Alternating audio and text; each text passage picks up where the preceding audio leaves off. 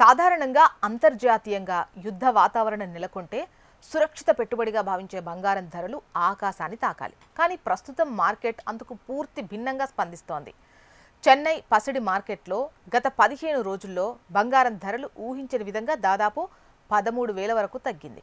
ఈ ధరల పతనం ఇక్కడితో ఆగేలా కనిపించడం లేదు. రాబోయే రోజుల్లో మరో 10 నుంచి 14,000 వరకు తగ్గే అవకాశాలు కనిపిస్తున్నాయి. సవర అంటే 8 గ్రాములు బంగారం ధర ఏకంగా ₹1,00,000 మార్కు చేరుకోవచ్చు అని విశ్లేషకులైతే అభిప్రాయపడుతున్నారు.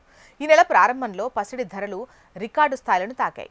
మార్చి 3వ తేదీన 22 క్యారెట్ల బంగారం ధర గ్రాముకొచ్చేసి 15,775గా ఉండగా ప్రస్తుతం 14,300కు చేరింది. అంటే కేవలం 15 రోజుల్లోనే ₹13,160 తగ్గిందన్నమాట. ఇరాన్ ఇజ్రాయెల్ మధ్య ఉద్రిక్తతలు పెరగడం, ముడి చమురు ధర బ్యారెల్కు $100 దాటినప్పటికీ బంగారం ధరలు పెరక్కపోవడం గమనార్హం. ఈ విచిత్ర ధోరణికి ప్రధాన కారణం ఏంటంటే అమెరికన్ డాలర్ బలోపేతం కావడమే అని నిపుణులు అంచనా వేస్తున్నారు. అంతర్జాతీయ మార్కెట్లో బంగారం లావాదేవీలు డాలర్లలో జరుగుతాయి. డాలర్ విలువ పెరగడంతో ఇతర దేశాల పెట్టుబడిదారులకు బంగారం కొనుగోలు భారంగా మారి డిమాండ్ తగ్గింది. దీనికి తోడు అమెరికా ఫెడరల్ రిజర్వ్ వడ్డీ రేట్లను తగ్గిస్తుందని ఆశించిన మదుపరులకు నిరాశే మిగిలింది. ఇక ద్రవ్యోల్బణం అదుపులోకి రాకపోవడంతో అధిక వడ్డీ రేట్లు కొనసాగుతున్నాయి.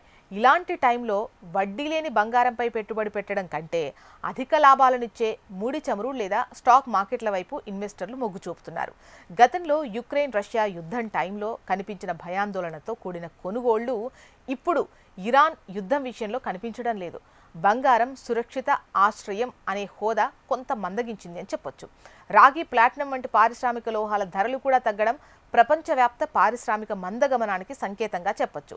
హర్మూజ్ జలసంధి ద్వారా చమురు రవాణాకు అంతరాయం ఏర్పడితే ద్రవ్యోల్బణం పెరుగుతుందనే భయం ఉన్నప్పటికీ డాలర్ ఆధిపత్యం ముందు బంగారం మార్కెట్ తలవంచక తప్పలేదు.